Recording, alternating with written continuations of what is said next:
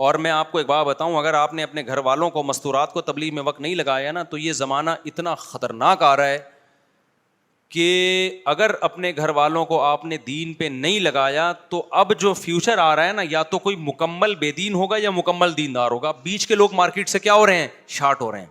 پہلے مردوں میں بھی عورتوں میں بھی تھوڑا سا دین تھوڑی سی بے دینی وہ قابل برداشت تھا. اب جو نیا زمانہ آ رہا ہے نا, جو بے دینی کی طرف جا رہا ہے, وہ مکمل برباد ہو رہا ہے. فحش فلمیں, زنا اور یہ سب کچھ, یعنی ساری حدود ختم ہو رہی, اور جو دین کی طرف آ رہا ہے وہ مکمل آ رہا ہے. تو میں نے تجربے کے بعد میں یہ کہہ رہا ہوں, خواتین کے لیے دین سیکھنے کا, دیکھو دین سیکھنے کے دو چیزیں ہیں دین سیکھنے میں. ایک ہے علم. علم تو مدرسۃ البنات میں ملے گا, یا علماء کی تقریروں میں ملے گا, یا کتابیں پڑھ کے ملے گا. ڈاکٹر اسرار رحمۃ اللہ علیہ کے بھی درس قرآن بڑے جاندار ہوا کرتے تھے. تو یہ ساری چیزیں تو آپ کو مختلف ذریعوں سے مل جائیں گی, لیکن موٹیویشن نہیں ملتی, عمل کی توفیق نہیں ملتی کہ معمولات پہ آ جائیں, صبح تلاوت, شام کو تلاوت. وہ میرے بیان سے بھی مشکل ہی ملے گی آپ کو. نظریے ٹھیک ہو جائیں گے, تھوڑی بہت موٹیویشن ملے گی, ملی ہے, بہت سے لوگوں نے داڑیاں رکھ لیں, بہت سے لوگ نیک بن گئے الحمدللہ.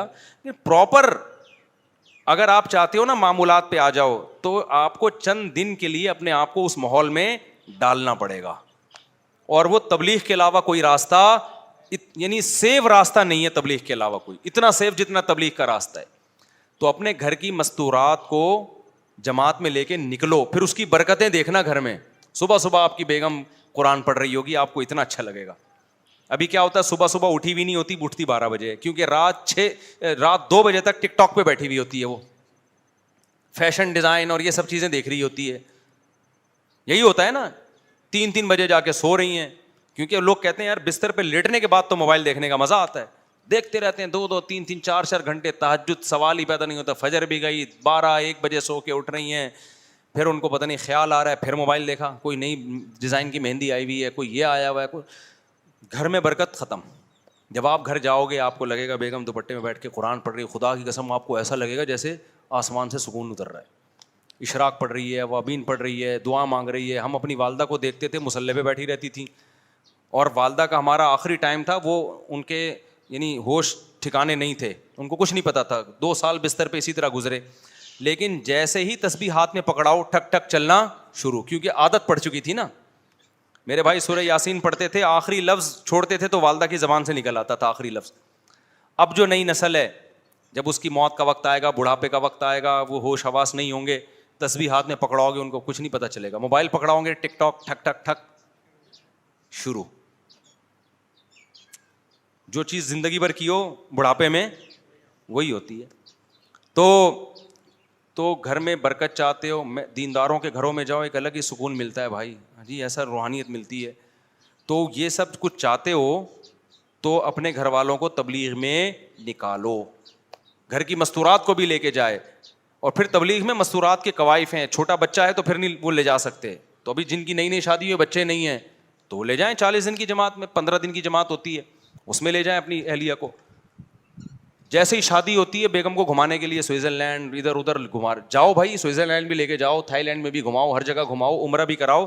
لیکن اگر چاہتے ہو نا آئندہ میاں بیوی کا رشتہ اچھے اصولوں پہ اور محبت کے ساتھ گزرے, تو بچہ پیدا ہونے سے پہلے بیگم کو تبلیغ میں بھی وقت لگوا دو. اس سے خود بھی انسان کے بچے بن جاؤ گے, وہ بھی انسان کی بچی بن جائے گی. اور جب دونوں انسان ہوں گے تو سوچو گھر کا ماحول کیسا ہوگا. میں تو یہ سوچ کے حیران ہوتا ہوں, دونوں انسان, یار عجیب سی بات ہے یا نہیں؟ تصور نہیں ہے آج کل سوسائٹی میں. وہ اس کو گدھا کہہ رہا ہوتا ہے, وہ اس کو, میرے پاس جو جھگڑے آتے ہیں نا وہ اس کو ایسی سی گالیاں میں ابھی ایک دوسرے کو دے رہے ہوتے ہیں, ممبر پہ دے نہیں سکتا.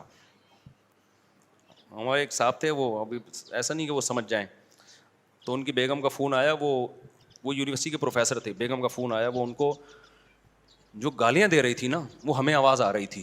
کہ گالیاں دے رہی ہوتی ہیں خواتین کہ مائک بند بھی ہوتا ہے پھر بھی آواز آتی ہے. اب وہ شرمندہ ہو رہے ہیں نا ہم سے, وہ کیا گالیاں تھیں بھی چھوڑو میں. تو وہ کہہ رہے ہیں دیکھیں ایکچولی آپ تھوڑا دیکھیں بیگم تھوڑا زیادہ ہو گیا ہے, آپ اپنی لمٹ کراس کر رہی ہیں. وہ اس طرح اس کو سمجھا. اصل میں اس کا بھی دل چاہ رہا تھا میں بھی یہاں سے وہی گالیاں نکالوں, لیکن ہمارے احترام میں بڑی تمیز سے, دیکھیں اب آپ لمٹ کراس کر رہی ہیں, یہ الفاظ مناسب نہیں ہیں. ہمیں اس پہ ہنسی آ رہی تھی, یار ہماری وجہ سے بیچارہ گالی بھی نہیں دے سکتا, وہ دبا کے گالیاں دے رہی ہے. اور اس کو اندازہ ہو رہا ہے کہ یہی سن رہے ہیں گالیاں. بیگم کو اندازہ نہیں تھا کہ اتنی چیخ کے دے رہی ہوں کہ ساتھ میں بیٹھا ہوا بندہ بھی سن رہا ہے. تو وہ یہ کہہ رہے ہیں دیکھیں آپ لمٹ کراس کر رہی ہیں, آپ دیکھیے کہ یار اتنا نیک شریف آدمی, اتنا سلجھا ہوا آدمی ادھر سے گالیاں دے رہی ہے, اور یہ کہہ رہے دیکھیے آپ اپنی لمٹ کیا کر رہی ہیں. بیگم یہ زیادتی ہے, یہ کیا ہے, یہ زیادتی ہے. تو تبلیغ میں لے جاؤ بھائی کچھ دن, تو یہ انشاءاللہ گالیاں والیاں بھی ٹھیک ہو جائیں گی. اللہ رسول کی بات ہوتی ہے, تبلیغ میں ٹریننگ دی جاتی ہے, خواتین کو اونچی آواز سے بات نہیں کرنی, نیچے بیٹھ کے تعلیم کرنی ہے, اوپر نہیں بیٹھنا, تواضع سکھائی جاتی ہے. تو 3 دن لگاؤ گے پتہ چلے گا, ماحول تبدیل ہوگا. پھر خرابی آنے لگی دوبارہ چلے جاؤ.